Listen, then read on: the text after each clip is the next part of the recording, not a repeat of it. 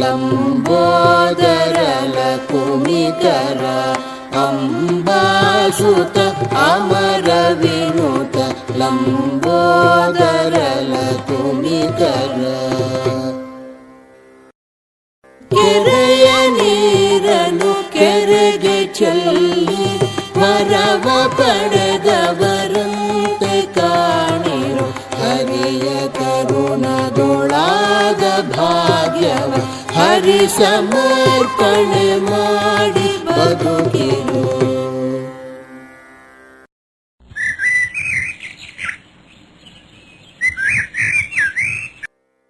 ಶ್ರೀನಿವಾಸ ನಾಯಕನ ಉಪ್ಪರಿಗೆಯ ಮನೆಯ ಮುಂದೆ ಜನ ಕಿಕ್ಕಿರಿದಿದ್ದಾರೆ. ಬೆಲೆ ಬಾಳುವ ವಸ್ತ್ರಾಭರಣಗಳನ್ನು ಕಿತ್ತೆಸೆದು ಸಾಮಾನ್ಯನಂತೆ ಧೋತ್ರ ಉಟ್ಟು ಅಂಗವಸ್ತ್ರ ಹೊದೆದು ಪತ್ನಿ ಪುತ್ರ ಸಮೇತನಾಗಿ ಹೊರಬಂದು ಧನ ಕನಕಾದಿಗಳಿಂದ ತುಂಬಿ ತುಳುಕಾಡುತ್ತಿದ್ದ ಉಪ್ಪರಿಗೆಯ ಮೇಲೆ ತುಳಸಿ ದಳವನ್ನು ಹಾಕಿ ಕೃಷ್ಣಾರ್ಪಣ ಎನ್ನುತ್ತಾ ವಿಠ್ಠಲ ವಿಠ್ಠಲ ಜಯ ಜಯ ವಿಠ್ಠಲ, ವಿಠ್ಠಲ ವಿಠ್ಠಲ ಜಯ ಜಯ ವಿಠ್ಠಲ ಎಂದು ಕುಣಿದಾಡುತ್ತಿದ್ದಾನೆ ನಾಯಕ. ನವಕೋಟಿ ನಾರಾಯಣನೆಂದೇ ಪ್ರಖ್ಯಾತಿ ಪಡೆದಿದ್ದ ನಾಯಕ ಈ ರೀತಿ ನಡುಬೀದಿಗೆ ನಡೆದು ಬಂದ ಕಾರಣವೇನು? ಜಿಪುಣಾಗ್ರೇಸರ ಚಕ್ರವರ್ತಿ ಎಂದು ಕುಖ್ಯಾತಿ ಪಡೆದಿದ್ದ ನಾಯಕನ ಮೇಲೆ ಇದೇನು ಈ ದಾನಶೂರ ಕರ್ಣನ ಆವಾಹನೆ? ಅದೊಂದು ದೈವವೇ ಹೆಣದ ನಾಟಕ. ಪಾಂಡುರಂಗನೇ ಆ ನಾಟಕದ ಸೂತ್ರಧಾರಿ. ವಯೋವೃದ್ಧನ ರೂಪಧರಿಸಿ ಪುಟ್ಟ ಬಾಲಕನೊಬ್ಬನನ್ನು ಸಂಗಡ ಕರೆದುಕೊಂಡು ಶ್ರೀನಿವಾಸ ನಾಯಕನ ಅಂಗಡಿಯ ಮುಂದೆ ಬಂದು ನಿಂತ ಭಗವಂತ. ನಾಯಕನಿಗೋ ಬಡಬಗ್ಗರನ್ನು ಭಿಕ್ಷುಕರನ್ನು ಕಂಡರೆ ಮೈಯೆಲ್ಲ ಬೆಂಕಿ. ಧರ್ಮೋಪದೇಶ ಮಾಡುವವರ ಮೇಲೆ ಕೆಣಕಿದ ಸಿಂಹದಂತೆ ತಿರುಗಿ ಬೀಳುತ್ತಿದ್ದ. ಬೋಣಿ ಸಹ ಆಗಿಲ್ಲ, ಆಗಲೇ ಬಾಗಿಲು ಮುಂದೆ ಭಿಕ್ಷುಕ ನಡಿ ಆಚೆ. ಭಿಕ್ಷುಕ ಪಾತ್ರಧಾರಿಯ ಪ್ರಶಾಂತತೆ ಮಾತ್ರ ಸ್ವಲ್ಪವೂ ಕದಡಲಿಲ್ಲ. ನಾಟಕ ಪ್ರಾರಂಭವಾಯಿತು. ಸ್ವಾಮಿ ಸಾಹುಕಾರರೇ, ನಾನೊಬ್ಬ ಕಡು ದರಿದ್ರ. ಈ ಬಾಲಕನಿಗೆ ಉಪನಯನ ಕಾಲ ಮೀರುತ್ತಾ ಬಂದಿದೆ. ಶ್ರೀಮಂತರಾದ ತಾವು ದೊಡ್ಡ ಮನಸ್ಸು ಮಾಡಿ ಮಗನ ಉಪನಯನಕ್ಕೆ ಸಹಾಯ ನೀಡಿ ಪುಣ್ಯವಂತರಾಗಬೇಕು. ಬಾಲಕನಿಗೆ ಉಪನಯನದ ಕಾಲ ಮೀರುತ್ತಿರುವುದಕ್ಕೆ ನಾನು ಹೊಣೆಯೇ. ಈಗ ನನಗೆ ಬಿಡುವಿಲ್ಲ. ಗಿರಾಕಿಗಳು ಬರುವ ಸಮಯ. ಮತ್ತೆ ಯಾವಾಗಲಾದರೂ ಬಾ, ನೋಡೋಣ. ಮತ್ತೆ ಯಾವಾಗ ಬರಲಿ ಸಾಹುಕಾರರೇ? 8 ದಿನ ಬಿಟ್ಟು ಬಾ. 8 ದಿನಗಳಲ್ಲ, 6 ತಿಂಗಳ ಕಾಲ ನಡೆಯಿತು ಬ್ರಾಹ್ಮಣನ ಪಾದಯಾತ್ರೆ. ನಾಯಕ ಕೊಡ, ಬ್ರಾಹ್ಮಣ ಬಿಡ. ಕೊನೆಗೊಮ್ಮೆ ನಾಯಕನ ಸೈರಣೆ ಮಿತಿಮೀರಿತು. ಒಳ್ಳೆ ನಕ್ಷತ್ರಿಕ ಕಾಡುವ ಹಾಗೆ ಕಾಡುತ್ತಿದ್ದಾನಲ್ಲ ಈ ದರಿದ್ರ ಬ್ರಾಹ್ಮಣ. ನೋಡು, ಇದರಲ್ಲಿ ಯಾವುದಾದರೂ ಒಂದೇ ಒಂದು ನಾಣ್ಯವನ್ನು ತೆಗೆದುಕೊಂಡು ತೊಲಗು ಇಲ್ಲಿಂದ. ಈ ಕಿಲುಬು ನಾಣ್ಯಗಳು ನಿಮ್ಮಲ್ಲಿಯೇ ಇರಲಿ ಸಾಹುಕಾರರೇ. ಮುಂದೆ ನಿಮಗೆ ಯಾವುದಕ್ಕಾದರೂ ಉಪಯೋಗಕ್ಕೆ ಬಂದಿತ್ತು. ಸದ್ಯ ಶನಿ ತೊಲಗಿತಲ್ಲ. ವೃದ್ಧ ಬ್ರಾಹ್ಮಣ ನೇರವಾಗಿ ನಾಯಕನ ಮನೆಗೆ ಬಂದ. ಸಾಧ್ವಿಮಣಿ ಸರಸ್ವತಿಬಾಯಿ ತುಳಸಿ ಪೂಜೆಯಲ್ಲಿ ನಿರತಳಾಗಿದ್ದಳು. ವಿಪ್ರೋತ್ತಮರನ್ನು ಅರ್ಘ್ಯಪಾದ್ಯಾದಿಗಳಿಂದ ಸತ್ಕರಿಸಿ ಆತನ ಮುಖವನ್ನೇ ದಿಟ್ಟಿಸಿ ನೋಡುತ್ತಾ ನಿಂತಳು. ಸುಮಾರು 60-65 ಪ್ರಾಯ. ತಲೆಯ ಕೂದಲು ಮಂಜಿನಂತೆ ಬಿಳುಪು. ಸುಕ್ಕುಗಟ್ಟಿದ ಮುಖ, ಕಣ್ಣುಗಳು ಮಾತ್ರ ತೇಜಃಪುಂಜ. ವರ್ಚಸ್ಸು ಚೆಲ್ಲುತ್ತಿದ್ದ ಮುಖ, ಬಾಯಲ್ಲಿ ನಿರರ್ಗಳವಾದ ಮಂತ್ರೋಚ್ಚಾರ. ಕೈಯಲ್ಲಿ ಒಂದು ಬೆತ್ತ, ಸಂಗಡ ಅವರ ಗಂಟನ್ನು ಹೊತ್ತು ತುಂಟುನಗೆ ತುಳುಕಿಸುತ್ತಿದ್ದ 7-8 ವರ್ಷದ ಹುಡುಗ. ಪೂಜ್ಯರೇ, ಯಾರು ತಾವು? ತಮ್ಮ ಊರು ಯಾವುದು? ಬಂದ ಕಾರ್ಯವೇನು? ತಾಯಿ, ನನ್ನನ್ನು ನಾರಾಯಣಾಚಾರ್ಯ ಎಂದು ಕರೆಯುತ್ತಾರೆ. ನನ್ನದು ವೈಕುಂಠಪುರ. ಈ ಬಾಲಕನಿಗೆ ಬ್ರಹ್ಮೋಪದೇಶ ಮಾಡಲು ಲಗ್ನ ನಿಶ್ಚಯಿಸಿದ್ದೇನೆ. ತಾವು ಆಗರ್ಭ ಶ್ರೀಮಂತರೆಂದು ಕೇಳಿ ಬಂದಿದ್ದೇನೆ. ಧನ ಸಹಾಯ ಮಾಡಬೇಕು ತಾಯಿ. ವಿಪ್ರೋತ್ತಮ, ನಾನು ಪರತಂತ್ರಳು. ಭಿಕ್ಷುಕರಿಗೆ ಒಂದು ಮುಷ್ಟಿ ಭಿಕ್ಷೆ ಹಾಕುವ ಸ್ವಾತಂತ್ರ್ಯವೂ ನನಗಿಲ್ಲ. ಯಜಮಾನರು ಹಾಕಿದ ಲಕ್ಷ್ಮಣ ರೇಖೆಯನ್ನು ಮೀರುವಂತಿಲ್ಲ. ನಾನೇನು ಮಾಡಲಿ? ಸಾಧ್ವಿ ಮಣಿ, ನಿನ್ನ ಯಜಮಾನರ ಹಂಗೆ ಬೇಡ. ನಿನ್ನ ಮೂಗಿನಲ್ಲಿರುವ ಆ ಮೂಗುತಿ ನಿನ್ನ ತವರು ಮನೆಯ ಕೊಡುಗೆಯಷ್ಟೇ.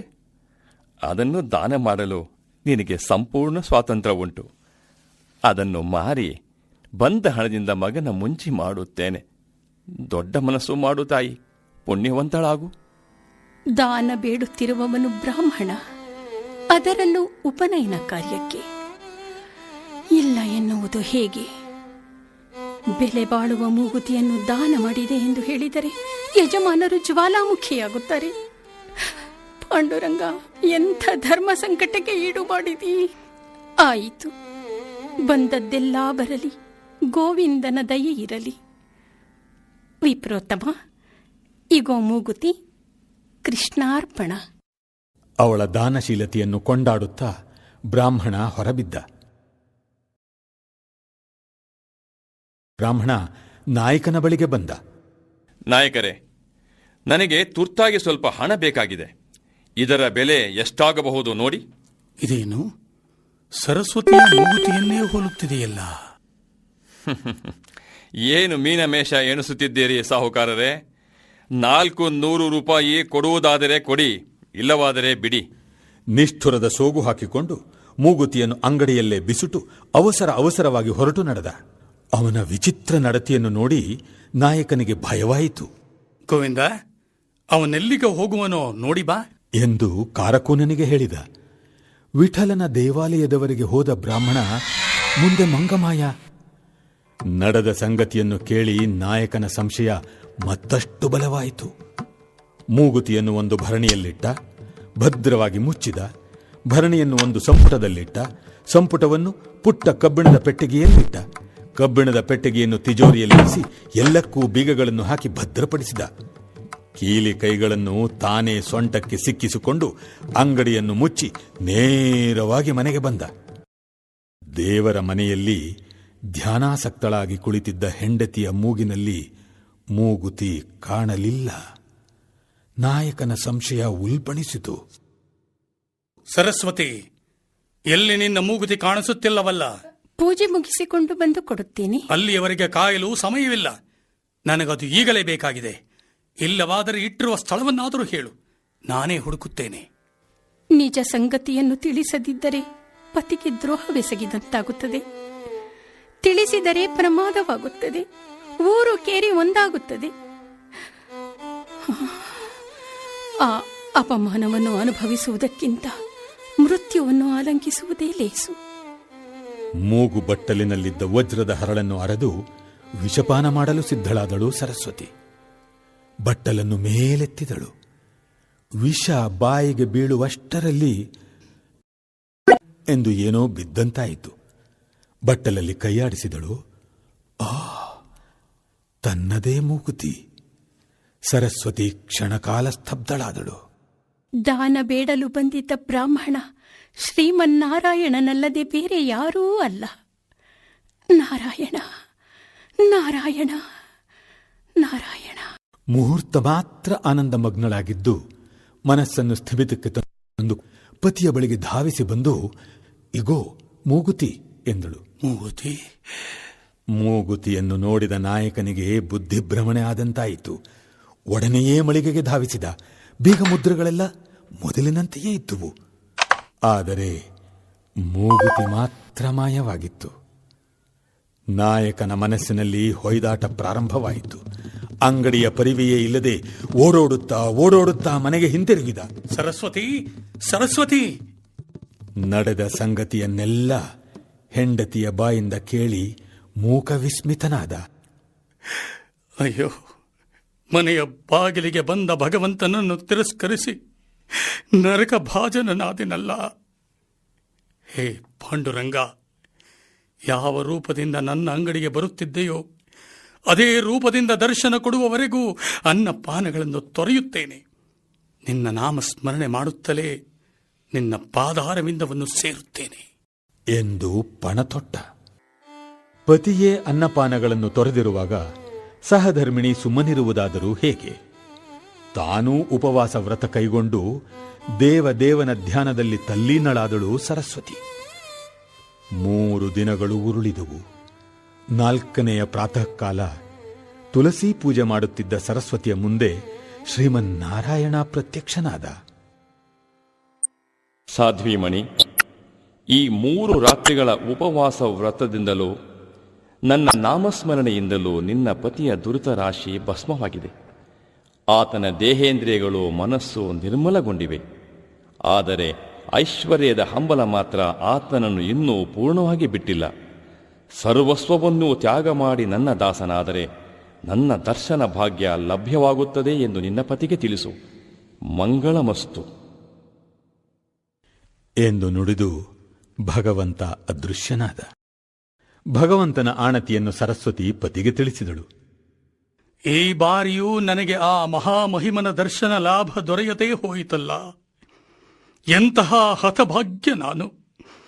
ಬ್ರಾಹ್ಮಣ ರೂಪಿ ಭಗವಂತ ನಿಂತಿದ್ದ ಸ್ಥಳವನ್ನಾದರೂ ತೋರಿಸು ಸರಸ್ವತಿ. ಅವನ ಪಾದ ಧೂಳಿಯಲ್ಲಿ ಮಿಂದು ಪಾವನನಾಗುತ್ತೇನೆ ಎಂದು ಆವೇಶಭರಿತನಾಗಿ ಕುಣಿದಾಡಿದ. ಪತ್ನಿ ಪುತ್ರರ ಸಮೇತನಾಗಿ ಉಪ್ಪರಿಗೆಯಿಂದ ಹೊರಬಂದು ಉಪ್ಪರಿಗೆಯ ಮೇಲೆ ತುಳಸಿ ದಳವನ್ನೆಸೆದು ಕೃಷ್ಣಾರ್ಪಣ ಎಂದ.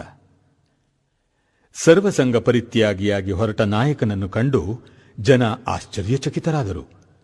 ಭಗವಂತನ ಲೀಲಾವಿಲಾಸಗಳನ್ನು ಕೊಂಡಾಡುತ್ತಾ ಚದುರಿದರು.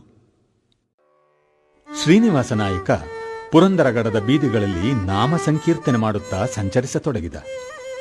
ಪತ್ನಿ ಪುತ್ರರು ಛಾಯಾನುವರ್ತಿಗಳಾಗಿ ಹಿಂಬಾಲಿಸಿದರು. ಭಕ್ತಾದಿಗಳು ನಾಯಕನ ಮಡಿಲಿಗೆ ಭಿಕ್ಷೆ ಹಾಕಿದರು. ನಾಯಕ ಊರ ಹೊರಗಿದ್ದ ಮಾರುತಿಯ ದೇವಾಲಯಕ್ಕೆ ಬಂದ. ಭಿಕ್ಷೆಯಿಂದ ಬಂದ ದವಸ ಧಾನ್ಯಗಳಿಂದ ಸರಸ್ವತೀಬಾಯಿ ಪಾಕ ಸಿದ್ಧ ಮಾಡಿದಳು. ನಾಯಕ ಮುಖ್ಯ ಪ್ರಾಣಾಂತರ್ಗತ ಪಾಂಡುರಂಗನಿಗೆ ನಿವೇದನ ಮಾಡಿದ. ಭಗವಂತನ ಮಹಿಮೆಯನ್ನು ಕೊಂಡಾಡುತ್ತಾ ಎಲ್ಲರೂ ಪಾರಣೆ ಮಾಡಿದರು. ಆ ರಾತ್ರಿ ನಾಯಕನ ಸ್ವಪ್ನದಲ್ಲಿ ಪಾಂಡುರಂಗನ ದರ್ಶನವಾಯಿತು. ಪಂಪಾ ಕ್ಷೇತ್ರದಲ್ಲಿ ಚಕ್ರತೀರ್ಥದ ಬಳಿ ಇರುವ ವ್ಯಾಸರಾಯರಲ್ಲಿ ಉಪದೇಶ ಪಡೆದು ಹರಿದಾಸನಾಗು ಎಂದು ಸ್ವಾಮಿ ಅಪ್ಪಣೆ ಮಾಡಿದ. ಮಹದಾಜ್ಞೆ ಎಂದು ಮಾರನೆಯ ದಿನವೇ ಮಡದಿ ಮಕ್ಕಳೊಂದಿಗೆ ಹಂಪೆಯನ್ನು ಕುರಿತು ಪ್ರಯಾಣ ಬೆಳೆಸಿದ ನಾಯಕ. ಮಾರ್ಗದ ಮಧ್ಯೆ ಅರಣ್ಯವನ್ನು ದಾಟುತ್ತಿರುವಾಗ ಸರಸ್ವತೀಬಾಯಿ ಹೆದರಿ ಹೆದರಿ ಹೆಜ್ಜೆ ಹಾಕುತ್ತಿದ್ದುದು ನಾಯಕನ ಗಮನಕ್ಕೆ ಬಂದಿತು. ಪ್ರಶ್ನಾರ್ಥಕವಾಗಿ ಆಕೆಯ ಕಡೆ ನೋಡಿದ. ಸರಸ್ವತಿ, ನನಗೇಕೋ ಭಯವಾಗುತ್ತಿದೆ ಸ್ವಾಮಿ. ಸರ್ವಸ್ವವನ್ನೂ ತೊರೆದು ಬಂದಿರುವಾಗ ಭಯಕ್ಕೆ ಕಾರಣವೇನು? ಏನೋ ನನಗೆ ತಿಳಿಯದು. ಎಲ್ಲಿ? ನಿನ್ನ ಗಂಟಿನಲ್ಲೇನಿದೆ ನೋಡೋಣ. ಅದರಲ್ಲೇನಿದೆ? ನೀರು ಕುಡಿಯಲು ನೀವು ಬಳಸುತ್ತಿದ್ದ ಬಂಗಾರದ ಥಾಲಿಯನ್ನು ಬಿಟ್ಟರೆ ಬೇರೆ ಏನೂ ಇಲ್ಲ. ನೀವೇ ನೋಡಿ. ಅದರಿಂದಲೇ ಭಯ. ಈ ಕಡೆ ಕೊಡುವ ಥಾಲಿಯನ್ನು ಬಿಸಾಡಿದರೆ ಭಯ ತನ್ನಷ್ಟಿಗೆ ತಾನೇ ಓಡಿ ಹೋಗುತ್ತದೆ. ನಾಯಕ ಥಾಲಿಯನ್ನು ರೊಯ್ಯನೆ ಎಸೆದ. ಪ್ರಯಾಣ ನಿರ್ಭಯವಾಗಿ ಮುಂದೆ ಸಾಗಿತು. ದೂರದಿಂದಲೇ ವಿಜಯನಗರದ ಗುಡಿ ಗೋಪುರಗಳು ಗೋಚರಿಸಿದವು. ಪಂಪಾಪತಿಯ ಮಹಾದ್ವಾರದ ಬಳಿಗೆ ಬಂದು ಎಲ್ಲರೂ ಸ್ವಾಮಿಗೆ ಸಾಷ್ಟಾಂಗವೆರಗಿದರು. ಅಲ್ಲಿಂದ 10 ಹೆಜ್ಜೆ ದೂರದಲ್ಲಿ ವಾಲಿಯ ಆವಾಸ ಸ್ಥಾನ ಕಿಷ್ಕಿಂಧೆ. ಓಹ್! ರಮಣೀಯವಾದ ಪಂಪಾ ಸರೋವರ, ಚಕ್ರತೀರ್ಥ, ಮಠದ ಗಜಶಾಲೆ ಒಂದೊಂದನ್ನು ದರ್ಶನ ಮಾಡುತ್ತಾ ಎಲ್ಲರೂ ಮಠದ ಬಾಗಿಲಿಗೆ ಬಂದರು. ಆಹಾ! ಎದುರಿನಲ್ಲೇ ವ್ಯಾಸರಾಯರು ಶಿಷ್ಯರಿಗೆ ಪಾಠ ಹೇಳುತ್ತಾ ಕುಳಿತಿದ್ದ ಭವ್ಯ ದೃಶ್ಯ ಕಣ್ಣಿಗೆ ಬಿದ್ದಿತು. ನಾಯಕ ಪುಳಕಿತನಾದ. ಹೆಜ್ಜೆ ನಮಸ್ಕಾರ ಹಾಕುತ್ತಾ ಸ್ವಾಮಿಗಳಿಗೆ ಎದುರಾಗಿ ಕೈ ಜೋಡಿಸಿ ದೂರದಲ್ಲಿ ನಿಂತ. ಶ್ರೇಯೋಸ್ತು, ಶ್ರೇಯೋಸ್ತು. ಸುಸ್ವಾಗತ ನಾಯಕರಿಗೆ. ನಿಮ್ಮ ಆಗಮನವನ್ನೇ ಎದುರು ನೋಡುತ್ತಿದ್ದೆವು. ಶ್ರೀಹರಿ ನಿಮ್ಮನ್ನು ಕಠಿಣ ಪರೀಕ್ಷೆಗೆ ಒಳಪಡಿಸಿದಂತಿದೆ. ಬಲಿಚಕ್ರವರ್ತಿಯ ಚರಿತ್ರೆ ಪುನರಾವರ್ತಿಯಾದಂತಿದೆ. ನಿಮ್ಮ ಬರುವಿಕೆಯಿಂದ ನಮಗೆ ಪರಮಾನಂದವಾಗಿದೆ. ಇನ್ನೇನು ಮಹಾಮಂಗಳತೆಯ ಸಮಯ. ತೀರ್ಥಪ್ರಸಾದವಾದ ಬಳಿಕ ಏಕಾಂತದಲ್ಲಿ ಸೇರೋಣವಂತೆ. ತಾವು ದೊಡ್ಡವರು, ಪರಮ ಪೂಜ್ಯರು, ತಪಸ್ವಿಗಳು. ತಮ್ಮ ಜ್ಞಾನ ದೃಷ್ಟಿಗೆ ಗೋಚರವಾಗದ ವಿಷಯ ಯಾವುದುಂಟು? ಹಿಂದೆ ಎಷ್ಟೋ ವೇಳೆ ವಿಜಯನಗರಕ್ಕೆಂದು ಹೋಗುತ್ತಿದ್ದೆನಾದರೂ ಪೂಜ್ಯರ ಪಾದ ದರ್ಶನ ಮಾಡದೆ ಹೋಗುತ್ತಿದ್ದೆನಲ್ಲ ಎಂದು ಈಗ ವ್ಯಥೆಯಾಗುತ್ತಿದೆ. ಯಾವುದಕ್ಕೂ ಕಾಲಕರ್ಮ ಕೂಡಿ ಬರಬೇಕಷ್ಟೇ. ಮರುದಿನ ಸುದರ್ಶನ ಹೋಮವಾದ ಬಳಿಕ ನಾಯಕನಿಗೂ ಆತನ ಪತ್ನಿ ಪುತ್ರರಿಗೂ ಶ್ರೀಗಳವರು ಚಕ್ರಾಂಕನ ಮಾಡಿಸಿದರು. ನಾಯಕನಿಗೆ ಮಂತ್ರೋಪದೇಶವಿತ್ತು ಭಾಗವತ ಧರ್ಮದೀಕ್ಷೆಯನ್ನು ಅನುಗ್ರಹಿಸಿದರು. ನಾಯಕ ಹರಿದಾಸನಾದ. ಮುಂದೆ ನೀವು ರಚಿಸುವ ಕೃತಿಗಳೆಲ್ಲವನ್ನೂ ಪುರಂದರ ವಿಠಲನಿಗೆ ಅಂಕಿತ ಮಾಡಿ ಕೃತಾರ್ಥರಾಗಿ ಎಂದು ವ್ಯಾಸತೀರ್ಥರು ಅಪ್ಪಣೆ ಕೊಡಿಸಿದರು. ಶ್ರೀನಿವಾಸ ನಾಯಕ ಪುರಂದರದಾಸರಾದರು. ಪುಳಕಾಂಕಿತರಾದ ದಾಸರು ಮೈಮರೆತು ಹಾಡುತ್ತಾ ಕುಣಿದಾಡುತ್ತಾ ನಲಿದಾಡಿದರು. ಇಂದಿನ ಬಾರ ಶುಭ ಬಾರ, ಇಂದಿನ ದಿನವೇ ಶುಭ ದಿನವೂ, ಇಂದಿನ ತಾರೆ ಶುಭ ತಾರೆ, ಇಂದಿನ ಯೋಗ ಶುಭ ಯೋಗ, ಇಂದು ಪುರಂದರ ವಿಠಲರಾಯನ ಪಾಡಿದ ದಿನವೇ ಶುಭ ದಿನವೂ. ಗುರೂಪವಿಷ್ಟವಾದ ಮಂತ್ರ ಪುನಶ್ಚರಣೆಯಿಂದ ದಾಸರು ಸಿದ್ಧಪುರುಷರಾದರು. ಅವರಾಡಿದ ನುಡಿಮುತ್ತುಗಳೆಲ್ಲ ಛಂದೋಬದ್ಧವಾದ ಕೃತಿರತ್ನಗಳಾದವು. ದೀಕ್ಷೆ ಕೊಟ್ಟ ಗುರುವಿಗೆ ಭಕ್ತಿ ಕುಸುಮವನ್ನು ಸಮರ್ಪಿಸಿದರು. ಗುರುವಿನ ಗುಲಾಮನಾಗುವ ತನಕ ದೊರೆಯ ದಂಡ ಮುಕುತಿ, ಪರಿಪರಿ ಶಾಸ್ತ್ರವ ಓದಿದರೇನು ವ್ಯರ್ಥವಾಯಿತು ಭಕುತಿ. ಗುರುವಿನ ಗುಲಾಮನಾಗುವ ತನಕ ದೊರೆಯ ದಂಡ ಮುಕುತಿ, ಆರು ಶಾಸ್ತ್ರವ ಓದಿದರಿಲ್ಲ, ನೂರಾರು ಪುರಾಣವ ಮುಗಿಸಿದರಿಲ್ಲ, ಸಾರಿ ಸಜ್ಜನರ ಸಂಗಮ ಮಾಡದೆ ಧೀರನಾಗಿತ ಮೆರೆದರೆಯಿಲ್ಲ. ಗುರುವಿನ ಗುಲಾಮನಾಗುವ ತನಕ ದೊರೆಯ ದಂಡ ಮುಕುತಿ. ತಮ್ಮ ಜ್ಞಾನೋದಯಕ್ಕೆ ಕಾರಣಳಾದ ಪತ್ನಿಯ ಕಡೆಗೆ ಕೃತಜ್ಞತೆಯ ದೃಷ್ಟಿ ಹರಿಸುತ್ತಾ, ಹೆಂಡತಿ ಸಂತತಿ ಸಾವಿರವಾಗಲಿ ದಂಡಿಗೆ ಬೆತ್ತ ಹಿಡಿಸಿದಳಯ್ಯ ಎಂದು ಕೊರಳೆತ್ತಿ ಹಾಡಿದರು. ಆದದ್ದೆಲ್ಲ ಒಳಿತೇ ಆಯಿತು, ನಮ್ಮ ಶ್ರೀಧರನ ಸೇವೆಗೆ ಸಾಧನ ಸಂಪತ್ತಾಯಿತು. ಆದದ್ದೆಲ್ಲ ಒಳಿತೇ ಆಯಿತು, ದಂಡಿಗೆ ಬೆತ್ತ ಹಿಡಿಯಲಿಕ್ಕೆ ಮಂಡೆ ಬಾಗಿ ನಾಚುತ್ತಲಿದ್ದೆ. ಹೆಂಡತಿ ಸಂತತಿ ಸಾವಿರವಾಗಲಿ ದಂಡಿಗೆ ಬೆತ್ತ ಹಿಡಿಸಿದಳಯ್ಯ. ಆದದ್ದೆಲ್ಲ ಒಳಿತೇ ಆಯಿತು, ತುಳಸಿ ಮಾಲೆಯ ಹಾಕುವುದಕ್ಕೆ ಅರಸನೆಂದು ತಿರುಗುತ್ತಲಿದ್ದೆ. ಸರಸಿಜಾಕ್ಷಿ ಪುರಂದರ ವಿಠಲ ತುಳಸಿ ಮಾಲೆಯ ಹಾಕಿಸಿದನು. ಆದದ್ದೆಲ್ಲ ಒಳಿತೇ ಆಯಿತು. ಸ್ನಾನ ಸಂಧ್ಯಾವಂದನಾದಿ ಆಹ್ನಿಕಗಳನ್ನು ಮುಗಿಸಿ ಪುರಂದರದಾಸರು ತಂಬೂರಿಯನ್ನು ಮೀಟುತ್ತಾ ಭಗವಂತನ ಗುಣಗಾನ ಮಾಡುತ್ತಾ ಪ್ರತಿದಿನ ಗ್ರಾಮ ಪ್ರದಕ್ಷಿಣೆ ಮಾಡುತ್ತಿದ್ದರು. 4 ಪುತ್ರರು ತಾಳಮದ್ದಲೆಗಳನ್ನು ನುಡಿಸುತ್ತಾ ದಾಸರನ್ನು ಹಿಂಬಾಲಿಸುತ್ತಿದ್ದರು. ಬಡವರು ಬಲ್ಲಿದರು ಎಂಬ ಭೇದ ಭಾವವಿಲ್ಲದೆ ಊರಿನ ಜನ ತಾವಾಗಿಯೇ ಜೋಳಿಗೆಯನ್ನು ಹಾಕಿಕೊಂಡು ಭಕ್ತಾದಿಗಳು ನೀಡಿದ ಭಿಕ್ಷೆಯನ್ನು ದಾಸರ ಮನೆಗೆ ತಂದು ಹಾಕುತ್ತಿದ್ದರು. ದಾಸರ ವಾಣಿಯಿಂದ ಹೊರಹೊಮ್ಮುತ್ತಿದ್ದ ಭಾವನಾತ್ಮಕ ಪದಗಳಿಗೆ ತಾವೂ ಧ್ವನಿಗೂಡಿಸಿ ಆನಂದ ಪರವಶರಾಗುತ್ತಿದ್ದರು. ದರ್ಶನಾಕಾಂಕ್ಷಿಗಳಾಗಿ ಬಂದವರಿಗೆಲ್ಲ ದಾಸರ ಬಿಡಾರದಲ್ಲಿಯೇ ವಸತಿ ಭೋಜನ. ಎಷ್ಟೇ ಬರಲಿ ಏನೇ ಬರಲಿ ಯಾವುದನ್ನೂ ಮಾರನೆಯ ದಿನಕ್ಕೆಂದು ಸಂಗ್ರಹಿಸಿ ಇಡುತ್ತಿರಲಿಲ್ಲ. ಸಾಲ ಮಾಡಬೇಡ, ಸಾಲದೆನಬೇಡ, ನಾಳೆಗಿಡಬೇಡ ಎಂಬುದೇ ಪತ್ನಿ ಪುತ್ರರಿಗೆ ಅವರು ಉಪದೇಶಿಸುತ್ತಿದ್ದ ಮೂಲ ಮಂತ್ರ. ನವಕೋಟಿ ನಾರಾಯಣನೆನಿಸಿ ತನ್ನ ಆಸ್ಥಾನದ ಪ್ರತಿಷ್ಠಿತ ವಣಿಕನಾಗಿದ್ದ ಶ್ರೀನಿವಾಸ ನಾಯಕ ಸರ್ವಸ್ವವನ್ನೂ ದಾನ ಮಾಡಿ ಪುರಂದರದಾಸರು ಎಂಬ ಹೆಸರಿನಿಂದ ಹರಿದಾಸನಾದ ಸುದ್ದಿಯನ್ನು ಕೇಳಿ ಸಾರ್ವಭೌಮ ಕೃಷ್ಣದೇವರಾಯನಿಗೆ ಅತ್ಯಾಶ್ಚರ್ಯವಾಯಿತು. ದಿನ ಬೆಳಗಾದರೆ ದಾಸರು ಎಸಗುವ ಮಹಿಮೆಗಳು ರಾಜನ ಕಿವಿಗೆ ಬೀಳುತ್ತಿದ್ದುವು. ದಾಸರ ಮಹಿಮೆಯನ್ನು ತಾನೇ ಕಣ್ಣಾರೆ ನೋಡಬೇಕೆಂಬ ಅಭಿಲಾಷೆ ಉಂಟಾಯಿತು. ಒಂದು ರಾತ್ರಿ ಮೇನೆಯಲ್ಲಿ ಕುಳಿತು ವ್ಯಾಸರಾಜರ ಮಠಕ್ಕೆ ಬಂದ. ಸ್ವಾಮಿಗಳು, ಪುರಂದರದಾಸರು, ಕನಕದಾಸರು ಭಜನಾನಂದದಲ್ಲಿ ಮುಳುಗಿ ಭಾವಸಮಾಧಿಯಲ್ಲಿದ್ದರು. ಸಮಾಧಿಯಿಂದ ಎಚ್ಚೆತ್ತ ಬಳಿಕ ಕೃಷ್ಣದೇವರಾಯ ಸ್ವಾಮಿಗಳಲ್ಲಿ ತನ್ನ ಅಭಿಲಾಷೆಯನ್ನು ನಿವೇದಿಸಿಕೊಂಡ. ಅವರ ಅನುಮತಿ ಪಡೆದು ದಾಸರನ್ನು ಅರಮನೆಗೆ ಕರೆದುಕೊಂಡು ಹೋದ. ಏಕಾಂತದಲ್ಲಿ ಕುಳಿತು ದಾಸರ ಅನುಭವಗಳನ್ನು ಕೇಳಿ ಆನಂದ ಪರವಶನಾದ. ದಾಸರು, ನಿಮ್ಮ ಭಾಗ್ಯ ದೊಡ್ಡದೋ, ನಮ್ಮ ಭಾಗ್ಯ ದೊಡ್ಡದೋ ಎಂದು ರಾಯನ ಕಡೆ ನೋಡುತ್ತಾ ನಗೆಯಾಡಿದರು. ನಿಮ್ಮ ಭಾಗ್ಯ ದೊಡ್ಡದೋ, ನಮ್ಮ ಭಾಗ್ಯ ದೊಡ್ಡದೋ. ಸಮ್ಮತಿಂದ ನಾವು ನೀವು ಸಾಟಿ ಮಾಡಿ ನೋಡುವ. ನಿಮ್ಮ ಭಾಗ್ಯ ದೊಡ್ಡದೋ, ನಮ್ಮ ಭಾಗ್ಯ ದೊಡ್ಡದೋ.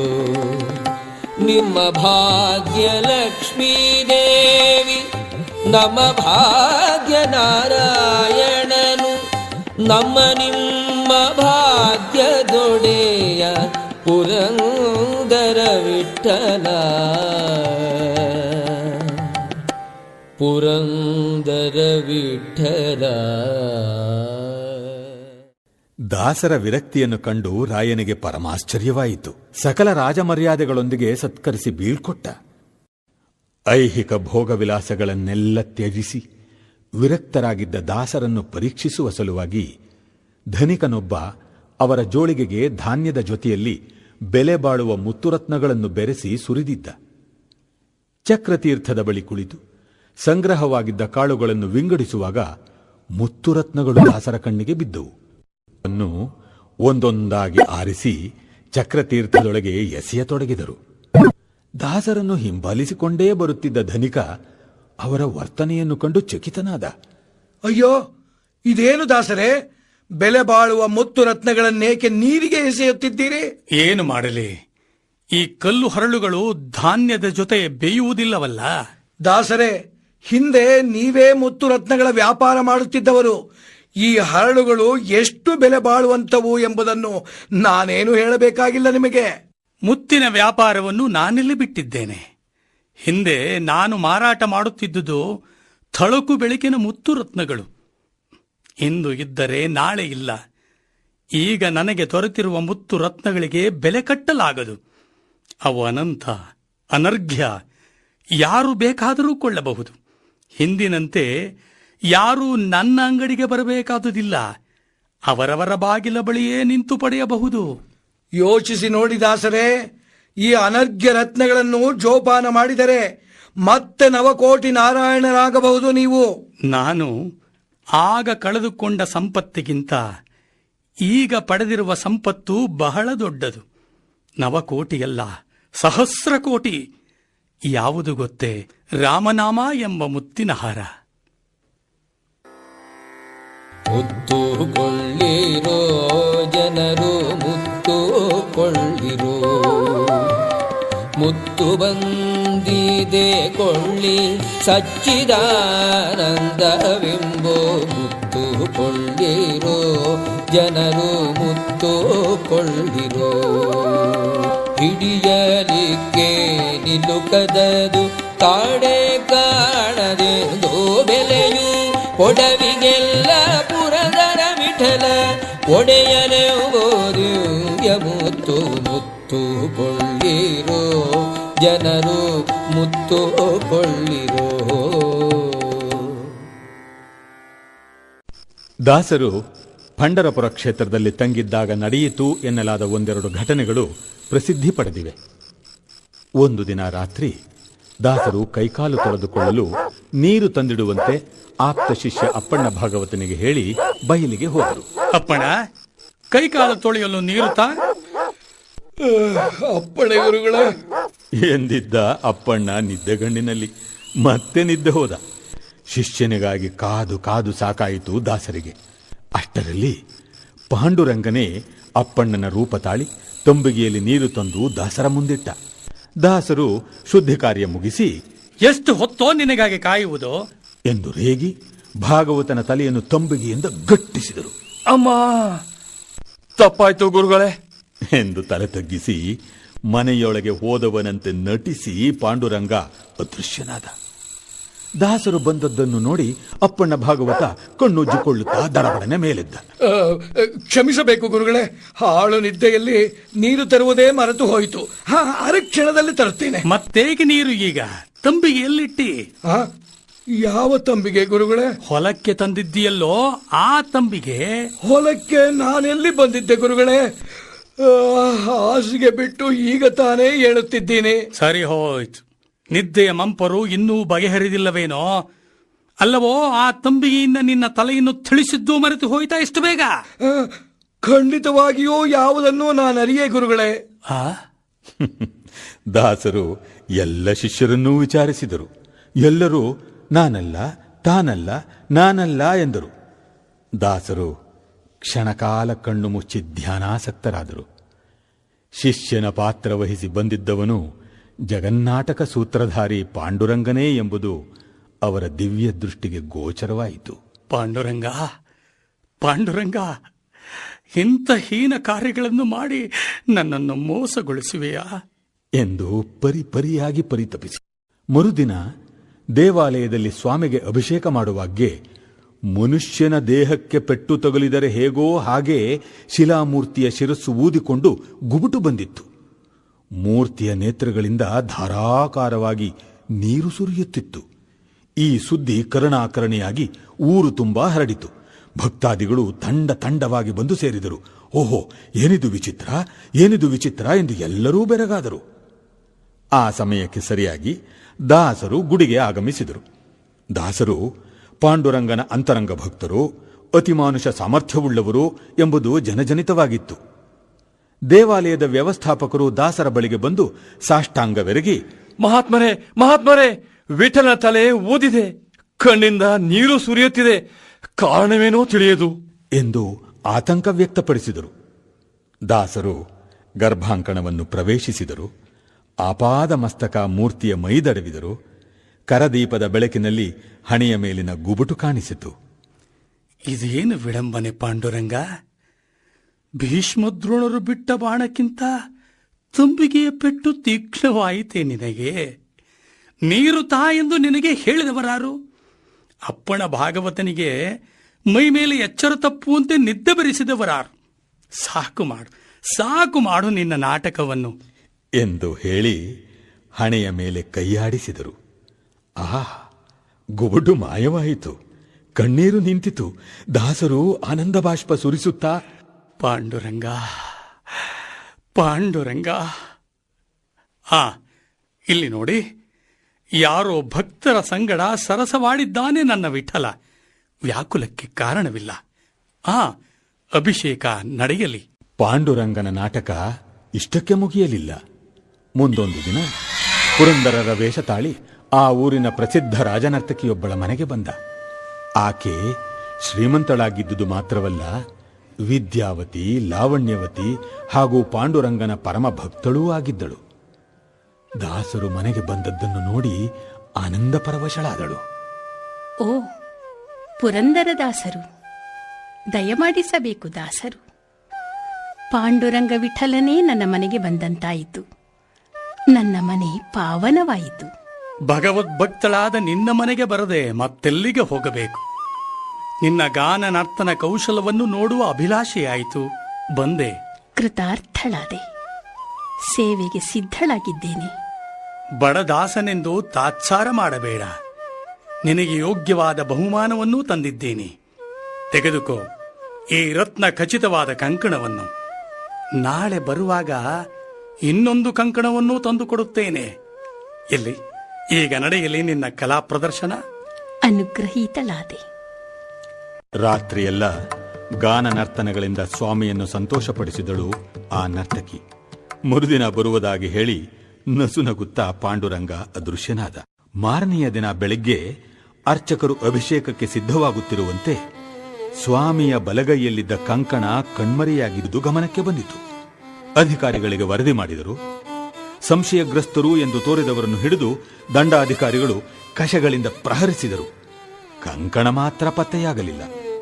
ಆ ಸಮಯಕ್ಕೆ ಸರಿಯಾಗಿ ದಾಸರು ಭಜನೆ ಮಾಡುತ್ತಾ ದೇವಾಲಯಕ್ಕೆ ಬಂದರು. ಎಂದಿನಂತೆ ಪಾಂಡುರಂಗನ ದರ್ಶನಕ್ಕೆ ಎಂದು ಆ ರಾಜನರ್ತಕಿಯೂ ಬಂದಳು. ಆಕೆಯ ಕೈಯಲ್ಲಿದ್ದ ಕಂಕಣ ಸರಾಫನ ಕಣ್ಣಿಗೆ ಬಿದ್ದಿತು. ಒಡನೆಯೇ ಮೇಲಧಿಕಾರಿಗೆ ತಿಳಿಸಿದ. ವಿಚಾರಣೆ ಪ್ರಾರಂಭವಾಯಿತು. ಹೇಳು, ಎಲ್ಲಿಂದ ಬಂದಿತು ನಿನಗೆ ಈ ಕಂಕಣ? ನಿನ್ನೆ ರಾತ್ರಿ ಪುರಂದರದಾಸರು ನನ್ನ ಮನೆಗೆ ದಯಮಾಡಿಸಿದ್ದರು. ನನ್ನ ಗಾನ ನರ್ತನಗಳನ್ನು ಮೆಚ್ಚಿ ಅದನ್ನು ಬಹುಮಾನವನ್ನಾಗಿ ಕೊಟ್ಟರು. ಅಗೋ, ದಾಸರೇ ಬರುತ್ತಿದ್ದಾರಲ್ಲ, ಅವರನ್ನೇ ಕೇಳಬಹುದು. ಯಾರಲ್ಲಿ? ದಾಸನನ್ನು ಕರೆತಂದು ವಿಚಾರ ಸ್ಥಾನದಲ್ಲಿ ನಿಲ್ಲಿಸೋ. ಓ, ಇವನೇಯೋ ನಿನ್ನ ಮನೆಗೆ ಬಂದಿದ್ದವನೋ? ಹೌದು. ಕಂಕಣವನ್ನು ಕೊಟ್ಟವನು ಇವನೇನೋ? ಹೌದು. ಮತ್ತೇನು ಹೇಳಿದ? ಇಂದು ರಾತ್ರಿ ಬಂದಾಗ ಇನ್ನೊಂದು ಕಂಕಣವನ್ನೂ ಕೊಡುವುದಾಗಿ ಹೇಳಿದರು. ಏನೋ ದಾಸ, ಹಗಲು ರಾಮ ಭಜನೆ, ರಾತ್ರಿ ಕಾಮ ಭಜನೆ. ಎಷ್ಟು ದಿನಗಳಿಂದ ಜನರ ಕಣ್ಣಿಗೆ ಹೀಗೆ ಮಂಕು ಬೂದಿ ಎರಚುತ್ತಿದ್ದೀಯೆ? ಇವನನ್ನು ಕಂಬಕ್ಕೆ ಕಟ್ಟಿ ಬಾರಿಸಿ.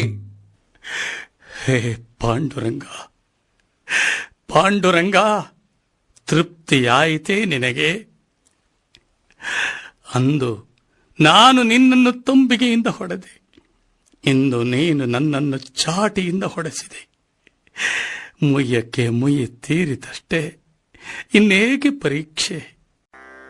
ಮುಯ್ಯಕ್ಕೆ ಮುಯ್ಯ ತೀರಿತು ಜಗದಯ್ಯ ವಿಜಯ ಸಹಾಯ ಪಂಡರಿರಾಯ. ಮುಯ್ಯಕ್ಕೆ ಮುಯ್ಯ ತೀರಿತು ಸಣ್ಣವನೆಂದು ನೀರು ತರೆಂದರೆ ಬೆಣ್ಣೆಗಳ ಕೃಷ್ಣ ಮರುಳು ಮಾಡಿ ಚಿನ್ನದ ಗಿಂಡಿಲಿ ನೀರು ತಂದಿದ್ದರೆ ಕಣ್ಣು ಕಾಣದೆ ತೊಣದೆ ಪಂಡರಿರಾಯ. ಮುಯ್ಯಕ್ಕೆ ಮುಯ್ಯ ತೀರಿತು ಎನ್ನ ಹೆಸರು ಹೇಳಿ ಸೂಳೆಗೆ ಕಂಕಣವನ್ನು ನೀನೇ ಕೊಟ್ಟು ನಿಜವ ಮಾಡಿ ಎನ್ನ ಪೀಡಿಸಿ ಪರಮ ಭಂಡನ್ನ ಮಾಡಿ ನಿನ್ನ ಮುಯ್ಯಕ್ಕೆ ಮುಯ್ಯ ತೋರಿದೆ ಪಂಡರಿರಾಯ. ಮುಯ್ಯಕ್ಕೆ ಮುಯ್ಯ ತೀರಿತು. ಅಶರೀರವಾಣಿಯೊಂದು ಕೇಳಿಸಿತು. ದಾಸರ ವೇಷದಲ್ಲಿ ನರ್ತಕಿಯ ಮನೆಗೆ ಹೋಗಿದ್ದವನು ನಾನೇ, ಕಂಕಣವನ್ನು ಕೊಟ್ಟವನೂ ನಾನೇ. ಇನ್ನೊಂದು ಕಂಕಣವನ್ನು ನನ್ನ ಭಕ್ತರಿಗೆ ಕೊಡಿ. ದಾಸರನ್ನು ಬಂಧನದಿಂದ ಬಿಡಿಸಿ ಆ ಸ್ತಂಭವನ್ನು ದಾಸರ ಸ್ತಂಭವೆಂದು ಪೂಜಿಸಿ. ಅಧಿಕಾರಿ ದಾಸರ ಪಾದಗಳ ಮೇಲೆ ಬಿದ್ದು ಕ್ಷಮೆ ಬೇಡಿದ. ದಾಸರ ಸ್ತಂಭದ ದರ್ಶನ ಮಾಡಿದ ನಂತರವೇ ವಿಠಲನ ದರ್ಶನಕ್ಕೆ ಹೋಗುವುದು ರೂಢಿಗೆ ಬಂದಿತು. ಒಮ್ಮೆ ವಿಜಯನಗರದ ರಾಜಬೀದಿಗಳಲ್ಲಿ ಸಂಚರಿಸುತ್ತಿದ್ದಾಗ ದಂಗೂರದವನು ನಗಾರಿಯನ್ನು ಬಡಿಯುತ್ತಾ ರಾಜಾಜ್ಞೆಯನ್ನು ಸಾರಿಕೊಂಡು ಹೋಗುತ್ತಿದ್ದುದನ್ನು ದಾಸರು ಕಂಡರು. ಸ್ಫೂರ್ತಿಯ ಚಿಲುಮೆಯಿಂದ ಪದವೊಂದು ಮೈತಾಳಿತು. ಭಕ್ತ ವೃಂದದ ಗಾನ ನಭಾಂಗಣದಲ್ಲಿ ಮೊಳಗಿತು. ಹೊಡೆ ನಗಾರಿ ಮೇಲೆ ಕೈಯ,